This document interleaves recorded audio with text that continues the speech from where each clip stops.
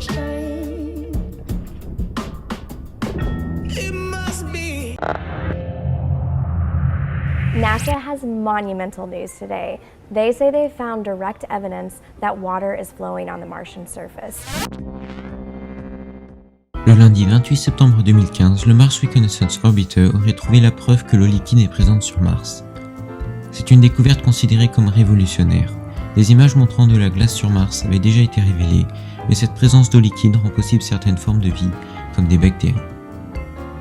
D'autre part, la vie extraterrestre est un sujet de plus en plus prisé par les auteurs de science-fiction. En effet, des bandes dessinées telles que Les Mondes d'Aldébaran, et surtout des films comme Interstellar, Seul sur Mars, ou encore le 7e épisode de Star Wars, traitant de ce sujet sont de plus en plus nombreux.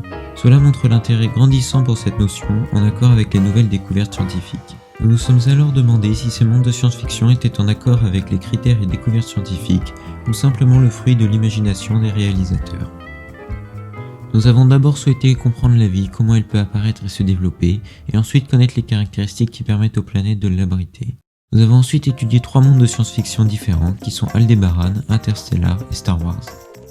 Enfin, nous avons vu où la vie pourrait exister ailleurs dans notre galaxie, grâce aux dernières découvertes scientifiques, et nous finirons par Mars car c'est la planète extraterrestre que nous connaissons le mieux et qui a le plus de chances de voir la vie humaine, comme dans Seul sur Mars.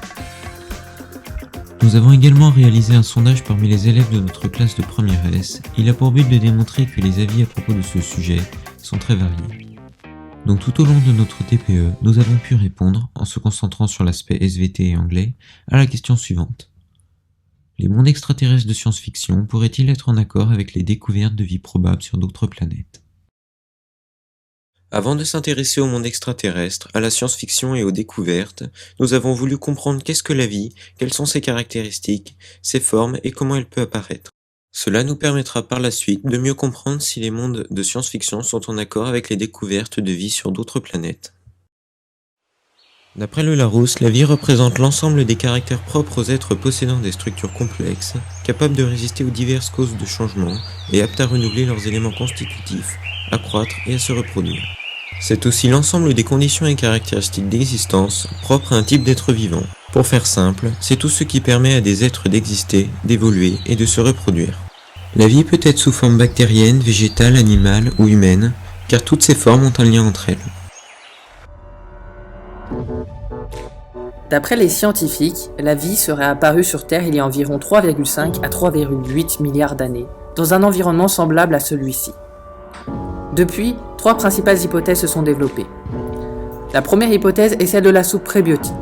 Cette théorie, étudiée par les scientifiques Stanley Miller et Harold Urey, explique qu'à partir de certains gaz, on peut réussir à synthétiser toutes les molécules organiques de notre vivant, comme les acides aminés par exemple. Une autre hypothèse serait celle de la météorite d'origine extraterrestre. Cette théorie est basée sur l'étude des débris du système solaire, tels que les poussières interstellaires, les comètes et les météorites. D'entre elles seraient rentrées en contact avec la Terre et les nombreux acides aminés qui étaient à l'intérieur se seraient ensuite répartis sur Terre.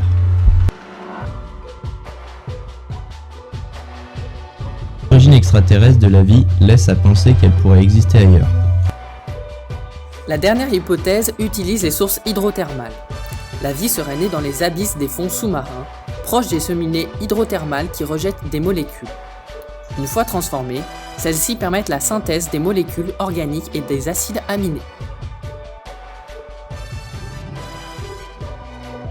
Lors de notre sondage, seuls 3 élèves pensaient que la vie est apparue grâce à la météorite, et 7 autres ont misé sur la soupe prébiotique.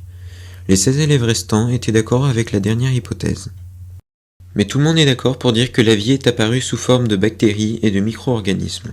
Et en effet, comme nous venons de le voir, toutes ces hypothèses mènent à la création d'acides aminés et de micro-organismes.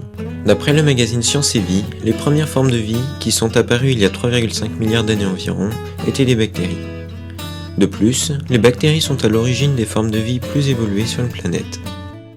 Pour confirmer cela, le CNRS de Rennes a révélé la présence de cyanobactéries, sous forme d'algues bleues, datant de 100 millions d'années dans l'ambre fossile provenant de gisements de Charente-Maritime. Les cyanobactéries ont été parmi les tout premiers organismes à se développer sur Terre, il y a plus de 2 milliards d'années. Pour essayer de comprendre les éléments qui permettent aux bactéries de développer une forme de vie en premier, nous décidons de faire une expérience d'observation au microscope. Pour réaliser ce frottis, nous avons eu besoin d'un microscope, d'un sèche-cheveux, d'une bougie, d'un yaourt, d'une pipette, de lames en verre, d'eau distillée et d'un protocole. Nous avons commencé par déposer une goutte de yaourt sur la lame pour ensuite l'étaler et la sécher jusqu'à ce qu'elle devienne mate. Ensuite, nous avons déposé une goutte de bleu de méthylène, puis rincé à l'eau distillée. Après un dernier séchage, nous étions enfin prêts à observer nos bactéries.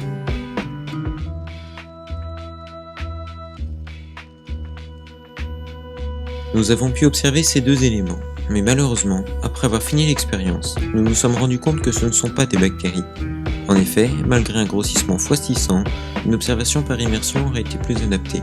Nous aurions dû observer ces deux types de bactéries, les lactobacilles, sous forme de bâtonnets, et les streptocoques, qui sont des enchaînements de petites sphères.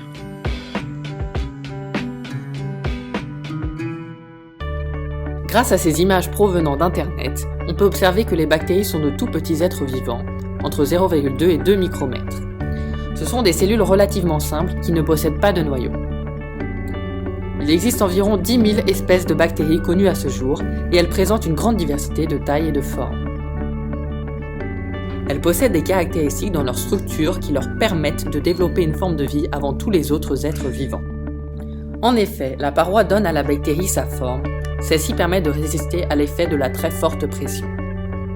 Ces bactéries permettent le transport de nombreux composés chimiques dans l'atmosphère tels que l'azote et peuvent ainsi être le signe de la vie probable sur une planète, car elles peuvent permettre la création d'une atmosphère vivable. De plus, elles permettent la colonisation des écosystèmes et sont à l'origine des transformations chimiques fondamentales responsables du cycle des éléments sur la planète. Si les bactéries et microbes sont les premiers éléments à vivre sur une planète, ils ont eu besoin d'évoluer. Pour conquérir la Terre et permettre aux bactéries de se développer, la vie utilisée jusqu'à aujourd'hui, les grandes inventions. Celles-ci sont l'ADN, la photosynthèse, la sexualité, la vie pluricellulaire, l'association plantes-champignons, la graine, les os et les poumons. Nous pensons qu'il y aura d'autres inventions au fur et à mesure que la vie s'adaptera à de nouvelles conditions sur Terre. Il est fort probable que ces inventions se soient développées spécialement pour le milieu terrestre et que d'autres inventions soient présentes sur des planètes extraterrestres. Pour se maintenir en vie, les êtres vivants réalisent des métabolismes, c'est-à-dire des réactions chimiques qui permettent de répondre aux besoins vitaux de leurs organismes, tels que la reproduction, l'activité ou les synthèses. Tout d'abord, une plante a besoin de lumière pour vivre, car c'est elle qui produit l'énergie et permet la photosynthèse. Ensuite, les plantes utilisent l'air en grande partie composé de dioxygène et de dioxyde de carbone pour répondre à leurs fonctions vitales. Lorsque la luminosité est importante, elles absorbent le CO2 et rejettent l'O2. Bien sûr, les plantes ont besoin d'eau pour vivre. Elle provient de la terre ou de la pluie. La nourriture, sucre, protéines, minéraux, est aussi primordiale pour apporter les éléments nécessaires à la production d'énergie. Pour finir, la température ne doit être ni trop haute ni trop basse, car sinon, l'organisme ne peut pas survivre. Lorsqu'il n'y a pas ou peu de lumière, les plantes absorbent l'O2 et rejettent le CO2. Chez les animaux, c'est la même chose, mais sans la photosynthèse.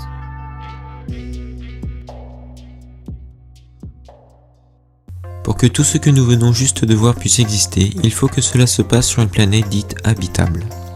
D'après les élèves de notre classe, les facteurs les plus importants pour avoir une planète habitable sont tout d'abord l'emplacement autour de l'étoile, puis la masse de la planète, mais l'orbite de la planète et les caractéristiques de l'étoile sont aussi importants. Seuls 5 élèves pensent que l'apparition de la vie est le fruit du hasard, et personne ne pense qu'il y a de la vie sur toutes les planètes. Mais en réalité, il faut juste que la planète se situe dans la zone d'habitabilité du système dans laquelle elle se trouve. La zone d'habitabilité a été définie par Hart en 1979. Elle caractérise la région qui, à une certaine distance autour du Soleil, permet sur une planète le développement de l'eau à l'état liquide et la présence d'une atmosphère qui permet à la vie de se développer. Cette région varie en fonction des types d'étoiles.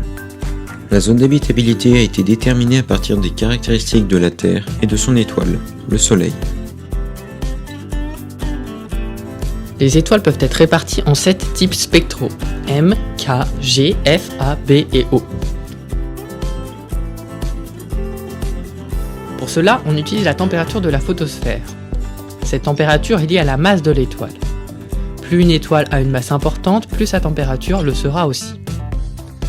Pour que son système puisse abriter la vie, le type spectral de l'étoile doit donc être approprié. Cette classe spectrale habitable va de la classe F jusqu'à la moitié de la classe K, ce qui correspond à une température comprise entre 4000 Kelvin et 7000 Kelvin. Les étoiles faisant partie de ces classes permettent ainsi que la vie ait une chance d'apparaître car elles brûlent suffisamment longtemps, environ des milliards d'années, et émettent assez de rayons ultraviolets pour permettre d'importantes réactions dans l'atmosphère, telles que la formation de la couche d'ozone. Le Soleil répond à ces critères et est une étoile de classe G2. Selon des études scientifiques réalisées par des astronomes, ce type d'étoile ne constitue que 5 à 10% des étoiles de notre galaxie, ce qui réduirait les possibilités de vie autre part. Sauf que certains scientifiques pensent que les naines rouges sont susceptibles d'accueillir des planètes habitables. Cette hypothèse agrandit considérablement les recherches car les étoiles naines sont les plus nombreuses de l'univers. Ce sont des étoiles peu massives et qui appartiennent à la classe spectrale M ou du début de la classe K. Elles ont donc une température moins importante que des étoiles comme le Soleil et sont moins lumineuses. Par ailleurs, si une étoile a de trop grandes fluctuations d'intensité de luminosité, cela crée un impact sur les organismes car ils vont recevoir des doses massives d'énergie radiative. Le Soleil, lui, n'a qu'une faible variation entre la luminosité maximale et minimale, environ 0,1%. Même si une étoile possède les caractéristiques nécessaires à l'apparition de vie dans son système, il faut encore qu'une des planètes soit elle aussi habitable. Pour qu'une planète abrite la vie, il faut qu'elle soit solide, c'est-à-dire tellurique, faite de roches et non de gaz. Les planètes susceptibles d'abriter la vie se composent, comme la Terre, principalement de silicates, fer et nickel. Par ailleurs, les scientifiques évaluent des scénarios plausibles et affirment que une forme de vie qui résiderait dans les couches supérieures de nuages des géantes gazeuses n'est pas exclue. Hypothèse qui sera reprise dans un livre de science-fiction intitulé Evolving the Alien du biologique Jack Cohen. Si une planète a une masse trop faible, elle n'aura pas d'atmosphère ou seulement une très petite. C'est le cas de Mercure, dont la masse est 16 fois inférieure à celle de la Terre. En conséquence, les molécules constituantes de la vie ont une probabilité plus importante d'être éjectées de l'atmosphère de la planète et le développement de la vie en est compromis. De plus, l'atmosphère a pour rôle de protéger la surface de la planète des vents solaires qui projettent des particules ionisées qui mettraient en danger la vie des êtres vivants. Comme nous avons pu le voir dans le grand 1 avec le besoin des êtres vivants, les organismes vivants ne peuvent pas supporter une trop grande différence de température. Donc, si l'excentricité orbitale est trop importante, c'est-à-dire si la planète connaît une phase où elle passe plus proche de l'étoile et une phase où elle passe plus loin de l'étoile, une différence de température importante sera ressentie. De plus, la planète doit tourner sur elle-même, car sinon, une partie se dessécherait et l'autre partie conserverait toute l'eau sous forme de glace. Et si possible, avoir une inclinaison axiale pour permettre des saisons assez importantes pour favoriser la biodiversité, mais pas trop, sinon les différences de température seront trop importantes. L'orbite de la Terre est quant à elle circulaire et a une excentricité très faible. Maintenant que nous connaissons les caractéristiques nécessaires à une planète et à son étoile pour abriter la vie, nous allons étudier 3 mondes de science-fiction, qui sont la bande dessinée Aldébaran, le film Interstellar et la saga Star Wars. Lors de notre sondage, seuls 20% des élèves pensaient que la vie présente dans Star Wars est réaliste. Mais 50% des élèves ayant vu Interstellar trouvent que le film est possible. Les Mondes d'Aldébaran est une série de bandes dessinées de science-fiction créée par Léo, un auteur et dessinateur brésilien. Nous avons choisi de nous intéresser sur le premier cycle intitulé Aldébaran pour montrer un exemple caractéristique de vie extraterrestre de science-fiction. L'histoire commence au XXIe siècle où les conditions de vie se sont dégradées sur Terre. Grâce à la mise au point d'engins spatiaux capables de dépasser la vitesse de la lumière, la conquête de l'espace par les humains commença et des planètes semblables à la Terre, habitables, sont ainsi découvertes, dont Aldébaran que nous avons analysé. Selon le monde de science-fiction de Léo, le climat d'Aldébaran serait plus doux que sur la Terre et sa formation beaucoup plus ancienne. Par contre, il y aura très peu d'activité volcanique et sismique. La végétation et les animaux sont moins diversifiés à la surface, les prairies sont recouvertes de mousse et les animaux sont herbivores. Mais la flore marine sera plus diversifiée avec 3 fois plus d'espèces et la faune marine est 5 fois plus. La planète Aldébaran 4 existe vraiment. Elle est en orbite autour de l'étoile Aldébaran. Cette étoile est observable depuis la Terre, ses caractéristiques sont les suivantes. C'est une géante rouge de type spectral K, donc elle a une température de 4010 Kelvin. Elle a un diamètre de 6 x 10 puissance 7 km, une masse de 1,7 et sa luminosité est 425 fois plus grande que celle du Soleil. On remarque que pour ce qui concerne l'étoile d'Aldébaran, ses caractéristiques font d'elle une étoile pouvant abriter la vie, car sa température est comprise entre 4000 et 7000 Kelvin. Sa différence de luminosité n'est pas très importante. Par contre, elle est bien plus grande et plus massive que le Soleil, ce qui pourrait influencer les conditions pour la vie probable sur les planètes qui y orbitent autour. Quant à la planète Aldébaran 4, on remarque que ses caractéristiques sont semblables à celles de la Terre, mais dans l'ensemble, elle est plus grande et plus massive que la Terre, ce qui a des conséquences sur la gravité. On peut alors se demander quelles sont les conséquences sur l'organisme d'une gravité de 1,2. De plus, pour qu'Aldébaran soit habitable, il faut que son orbite et rotation soient semblables à la Terre et que les constituants de son atmosphère permettent la vie de se développer et, par exemple, permettent aux humains de respirer. En conclusion, d'un point de vue de science-fiction, selon les critères choisis et mis en avant par Léo, Aldébaran pourrait abriter la vie, mais d'un point de vue scientifique, cette planète réelle ne peut pas être observée de près, ce qui fait que le manque de données scientifiques ne peuvent pas nous le prouver. Le second monde de science-fiction que nous avons choisi d'étudier est le film Interstellar. Ce film a la particularité d'utiliser les dernières découvertes et théories spatiales. L'histoire d'Interstellar se passe dans un futur proche où l'augmentation rapide de la population terrestre met l'humanité en danger d'extinction. En effet, les différentes espèces de nourriture disparaissent petit à petit, et si les humains ne meurent pas de faim, ils mourront d'asphyxie, car l'oxygène va devenir rare et l'azote sera de plus en plus présent dans l'atmosphère. Il faut donc sauver l'espèce humaine, et pour cela, il n'y a qu'une seule solution, quitter la Terre.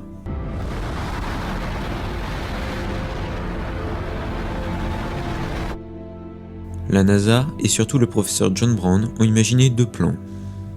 Le plan A, il s'agit d'évacuer la population terrestre grâce à la gravité, mais on se rend compte que ce plan est en fait impossible et juste une excuse pour faire croire aux astronautes qu'ils pourront rentrer sur Terre.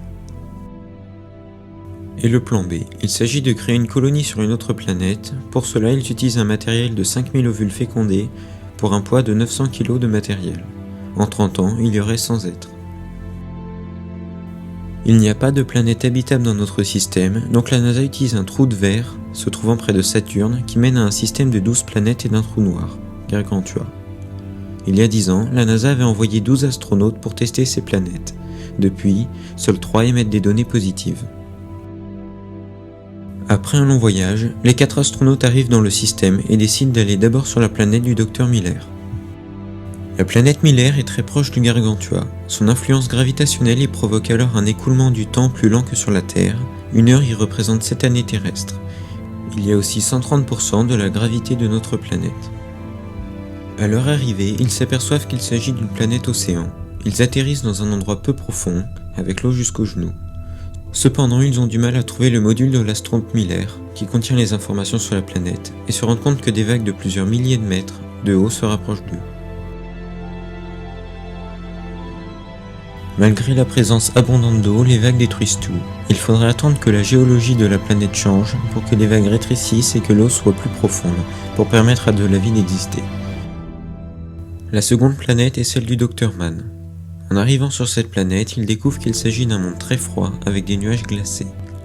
Au début, le Dr Mann, qui vient d'être réveillé, leur explique qu'il y a une surface, de la vie organique en sous-sol, une température très faible mais qu'on peut respirer l'air extérieur quelques minutes. De plus, la gravité y est très agréable car seulement 80% de celle sur Terre et les jours sont de 67 heures. Mais Mann a en réalité faussé les données qu'ils ont reçues pour les faire venir, espérant ainsi être secourus. En réalité, sa planète n'est absolument pas vivable, il n'y a pas de surface et l'air est irrespirable à cause de l'ammoniac. À la fin du film, on voit Amelia qui enlève son casque, respire et marche sur la planète Edmunds. C'est une planète rocheuse avec une gravité agréable. Cette planète permet donc d'établir un campement et d'abriter la vie humaine.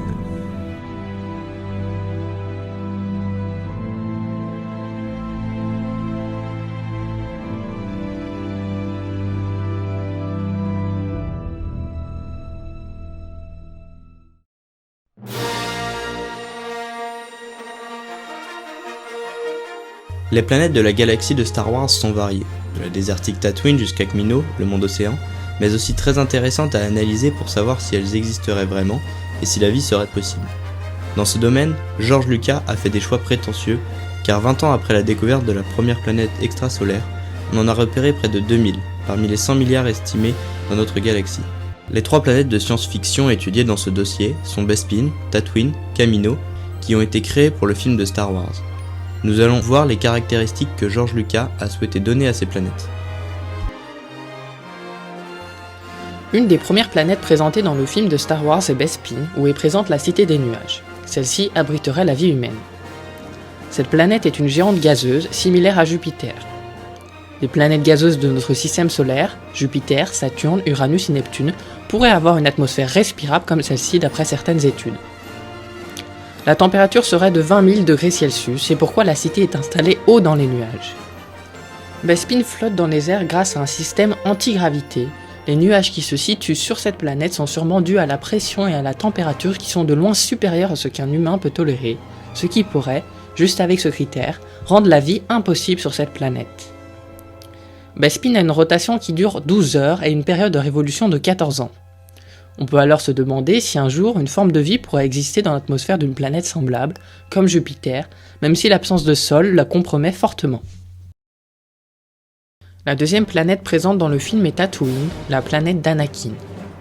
Le légendaire double coucher de soleil présent sur Tatooine est probablement courant dans notre galaxie, car la moitié des étoiles que nous voyons la nuit sont en réalité des astres doubles, tournant l'un autour de l'autre. Une dizaine de planètes ont ainsi été découvertes orbitant autour de tels couples. Tatooine présente des lacs, des plaines et des collines, selon un paysage semblable à celui que nous avons sur Terre. Les humains y habiteraient car l'atmosphère serait respirable. Cependant, la flore est très peu développée. On trouve quelques très rares arbres ainsi que quelques champignons cultivés sur les vaporateurs. Tatooine disposait au départ d'immenses océans et forêts, mais le bombardement de la planète par les Rakatas bouleversa dramatiquement le climat. Elle serait, de la même façon que Kepler 453b, positionnée dans la zone d'habitabilité des 2 étoiles en même temps. Tatooine et la réelle Kepler 453b sont très similaires et tournent autour d'un soleil comparable au nôtre, et l'autre serait beaucoup plus petit. On peut donc se demander si la vie sur Kepler 453b existerait et ressemblerait à celle imaginée par George Lucas. Kamino est la planète océan présente dans Star Wars. Aucune planète d'océan n'a encore été découverte dans notre univers, bien que son existence soit scientifiquement possible. On peut tout de même lier cette planète avec Europe, satellite de Jupiter, qui est recouvert d'une couche de glace sous laquelle se trouve un océan liquide de 10 km. Selon une étude, si Europe serait plus proche du Soleil, ce serait une planète océan et en quelque sorte Kamino est le scénario imaginé par George Lucas. Il pourrait y avoir plusieurs Kaminos dans l'univers, d'après les chercheurs comme Kepler 22b, découverte en 2009, qui pourraient abriter de l'eau liquide.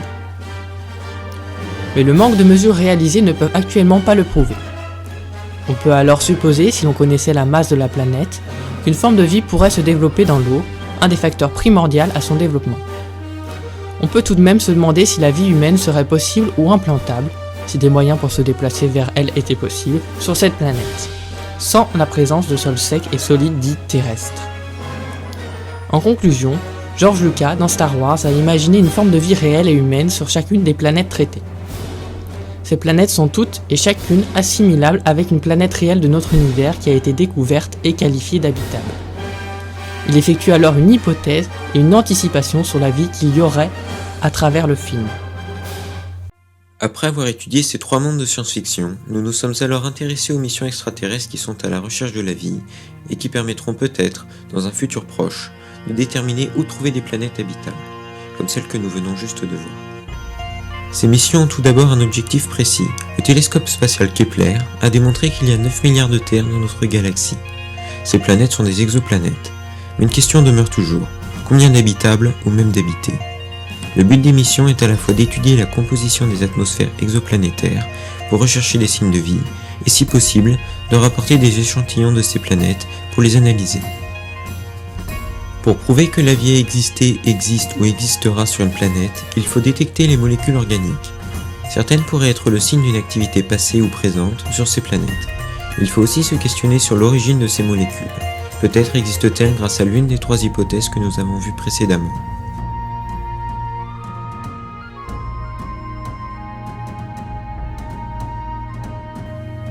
De nombreuses machines, sondes et satellites sont mises au point dans le but d'obtenir le plus d'informations sur ces planètes qui sont dites habitables, notamment pour pouvoir analyser sur place in situ des échantillons biologiques, séquencer l'ADN et transférer automatiquement toutes les informations nécessaires à leur reconstruction sur Terre.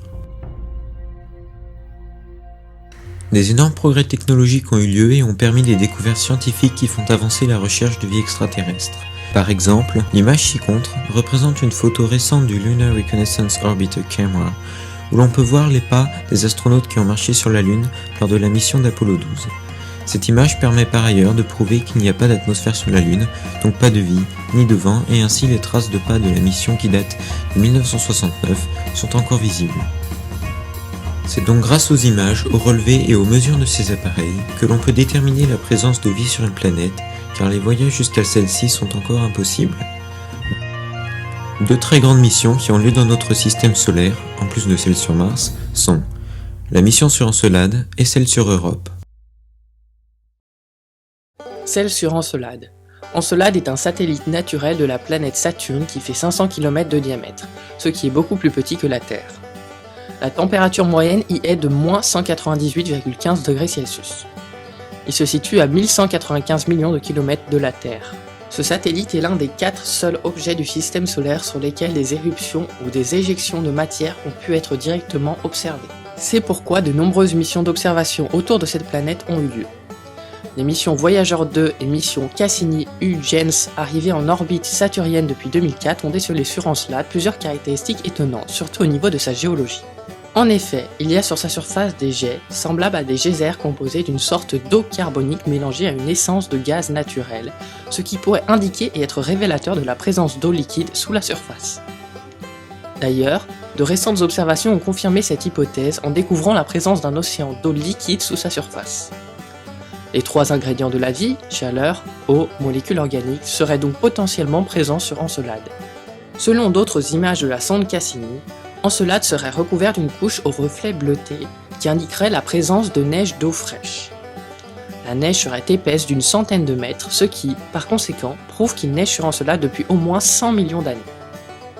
Les geysers et la source de chaleur souterraine qui les alimente seraient donc actifs depuis très longtemps. Une mission de la NASA est prévue pour qu'une sonde plonge dans les geysers d'Encelade afin de traquer les signes d'une vie primitive dans la soupe de molécules complexes qui s'échappent des geysers de plusieurs dizaines de kilomètres présents à sa surface. Une autre mission importante est celle effectuée sur Europe. Europe, quant à lui, est un satellite naturel de la planète gazeuse de Jupiter. Il a un diamètre de 3121 km et une température maximale à la surface de moins 150 degrés Celsius. Cet astre a été découvert par Galilée en 1610.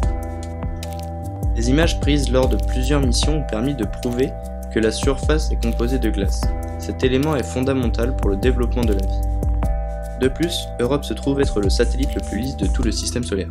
Les scientifiques supposent qu'en dessous de la surface se trouve un océan liquide qui mesurait 90 km de profondeur.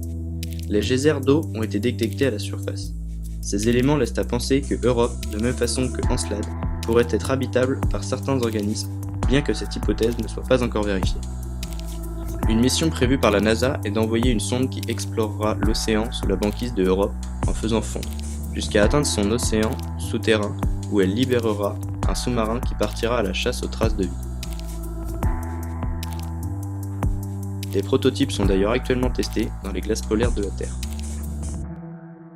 Il existe bien des planètes potentiellement habitables, mais elles se trouvent bien trop loin pour que nous puissions envoyer des missions pour vérifier.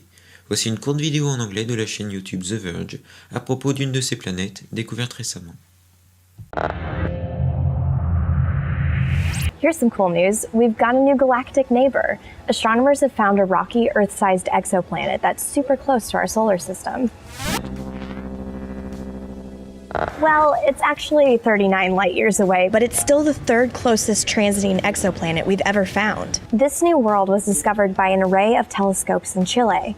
Each night, the telescopes scan the night sky, measuring the brightness of various stars. This star and its exoplanet are particularly exciting for scientists, both because they're so close and because the star is a red dwarf. Red dwarfs are much smaller and fainter than stars like our sun, so we'll actually be able to see this planet and study it in greater detail. We may even be able to take an in-depth peek inside the planet's atmosphere. And figuring out the gases that surround a planet could tell us if any biological life forms are present on the surface below. Unfortunately, this exoplanet probably doesn't have any life on it. It's much closer to its star than we are to the sun, so the coolest it ever gets is about the same temperature as your kitchen oven on maximum heat. Still, astronomers rarely get to study the atmospheres of exoplanets, so figuring out the gases on this world will be really good practice. Nous allons maintenant étudier la planète que nous connaissons le mieux et qui a le plus de chances de voir la vie humaine. Mars, aussi appelée la planète rouge, est la troisième plus grosse planète de notre système solaire et la planète tellurique la plus éloignée du Soleil, à environ une année-lumière de celui-ci. De plus, son excentricité orbitale est plus importante que celle de la Terre et son inclinaison légèrement plus grande, 1,5% de plus. Mars possède également deux satellites naturels, Phobos et Deimos. La température moyenne est de moins 63 degrés Celsius et la température maximale de moins 3 degrés. Les principaux gaz présents dans l'atmosphère de Mars sont le CO2 avec 96% et le diazote avec 1,89%. Il n'y a que 0,5% de dioxygène dans l'atmosphère. Enfin, la pression atmosphérique martienne est de 636 pascal, soit environ 6 hectopascales. Pour comparaison, la pression terrestre est de 1013 hectopascales. Pour savoir si la vie peut ou a pu exister sur Mars, des tentatives de mission ont commencé dès 1960, soit 9 ans avant que l'homme ne marche sur la Lune. Mais la première réussite n'est arrivée que 6 missions plus tard, en 1964. Pour étudier Mars, il existe 3 types de missions. Tout d'abord, il y a les sondes qui passent à côté de la planète et prennent le plus de photos possible. Parmi celles-ci se trouvent les missions Mariner 3 et 4 et Mariner 6 et 7. Mariner 4 a rapporté 21 images. Mariner 6 et 7 ont pris à eux deux 201 photos. Ils ont complété la mission Mariner 4 en étudiant l'atmosphère de la planète et en mesurant une température allant de moins 125 degrés Celsius à moins 73 degrés Celsius, ainsi qu'une pression de 6 millibars. Mais il existe aussi des satellites qui restent en orbite autour de Mars, pour des études plus longues et plus générales. Le plus important d'entre eux est le Mars Reconnaissance Orbiter. Ce satellite a été lancé en 2005 et pèse près de 2 tonnes. Son but est à la fois d'étudier Mars et de retransmettre les données des rovers et engins présents sur la planète. Le dernier type de mission utilise des rovers et des atterrisseurs. Ceux-ci atterrissent sur Mars et certains peuvent même y être mobiles. Parmi eux se trouvent Viking 1 et 2, Pathfinder et surtout Curiosity. Dans le futur, les missions pourront avoir des formes différentes, telles que des avions ou ballons pour étudier depuis le ciel martien, ou encore sous la surface pour étudier la géologie de la planète et peut-être même découvrir de l'eau liquide, et peut-être que nous serons capables, un jour, de ramener des échantillons pour les étudier de plus près dans les laboratoires sur Terre. L'idée que la vie peut exister sur Mars n'est pas nouvelle. En effet, elle date de 1877, lorsque l'on croit voir des canaux que l'on pense créés par des humains. En juillet 1976, lorsque l'orbiteur de Viking 1 survole Mars, il prend un cliché surprenant, que l'on appelle le visage de Mars. Cette photo est en fait le massif rocheux de Cydonia Monsae, et non la preuve qu'il y a des aliens sur Mars, comme beaucoup l'ont pensé à l'époque. L'atterrisseur des sondes Viking 1 et 2 avait pour but de réaliser des expériences pour détecter la vie. Ils ont étudié le phénomène de Labelle Released. Voici une explication de ce phénomène par la chaîne y-penser. Labelle Released, c'est quoi? C'était une expérience justement destinée à déterminer s'il y avait ou pas des bactéries sur Mars. L'idée est la suivante, on prend un échantillon de sol et on le met dans un milieu qui est propice à la prolifération bactérienne. Et on regarde ce qui se passe. Et donc les sondes Viking 1 et Viking 2 ont effectué cette expérience et les deux ont obtenu des résultats similaires. C'est-à-dire qu'en le mettant donc dans ce milieu qui est propice, c'est-à-dire un milieu dans lequel il y a de l'eau et des nutriments, ce qui s'est passé, c'est qu'il y a eu une production de CO2. Cette production de CO2, a priori, elle signifie qu'il y a eu une respiration.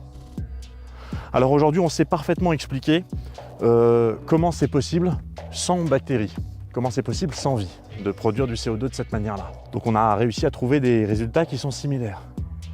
mais pas tout à fait les mêmes. Ce qui fait que pour beaucoup aujourd'hui, la question reste encore ouverte.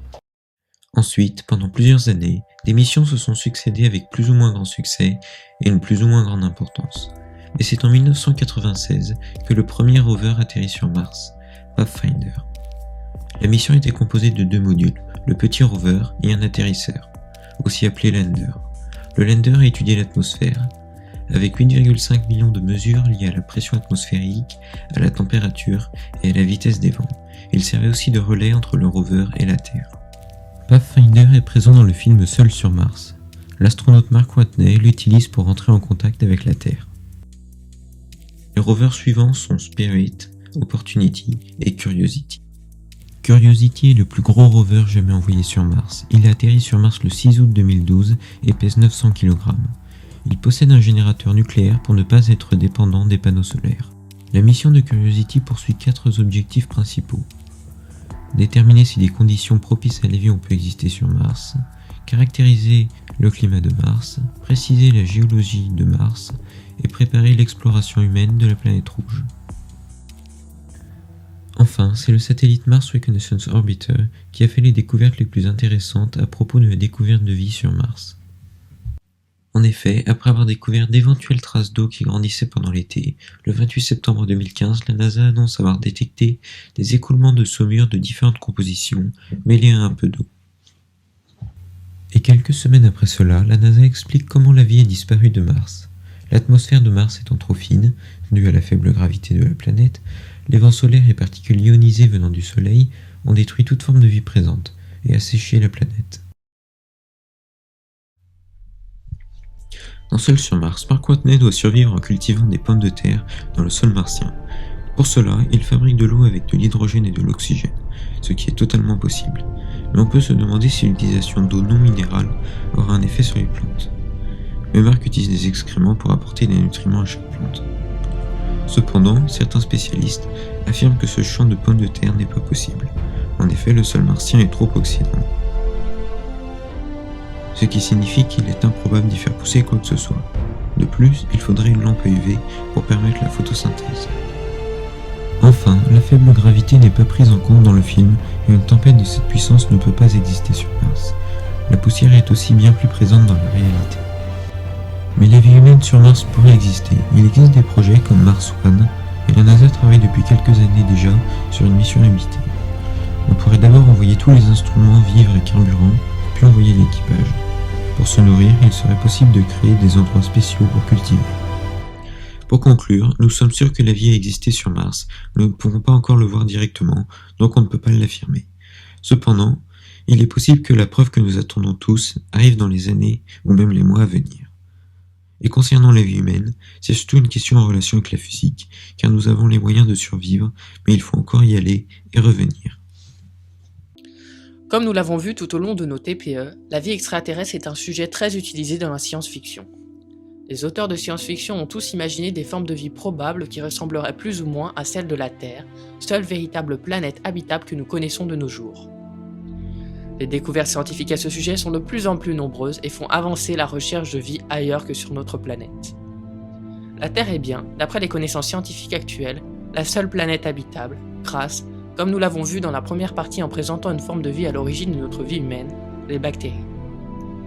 Les caractéristiques des éléments présents sur Terre permettent à la vie de se développer et aux êtres vivants de répondre à leurs besoins vitaux.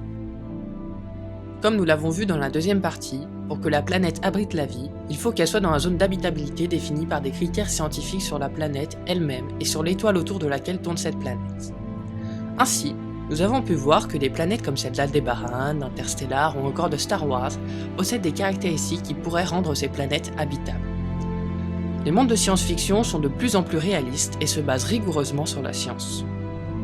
Les astronomes et scientifiques ont multiplié leurs recherches sur des planètes similaires découvertes. Les découvertes les plus importantes sont bien celles sur Mars, avec les nombreuses sondes envoyées, les recherches se rapprochent d'une découverte qui peut-être changera la vision de l'humanité. Cela changerait du moins sûrement notre regard sur l'univers, et la science-fiction est en réalité l'expression de notre imagination sur cette question. Cette problématique traite donc bien d'un sujet qui requiert une certaine forme d'aléatoire, car des planètes habitables comme celles de science-fiction peuvent être découvertes à tout moment, d'insolite avec les êtres vivants et les milieux de vie qui pourraient y être présents ainsi que la plus grande partie de l'univers qu'il reste à découvrir, et de prévisible, car la science-fiction est aussi principalement l'expression des hypothèses des scientifiques. Nous avons par ailleurs, avec la problématique de notre sujet, dû nous adapter avec l'actualité des découvertes. En effet, par exemple, une nouvelle planète a été découverte dans notre système solaire le 20 janvier 2016, soit à la toute fin de notre TPE, ce qui aurait peut-être pu changer, par cette nouvelle extraordinaire et peut-être révolutionnaire, la tournure de notre TPE.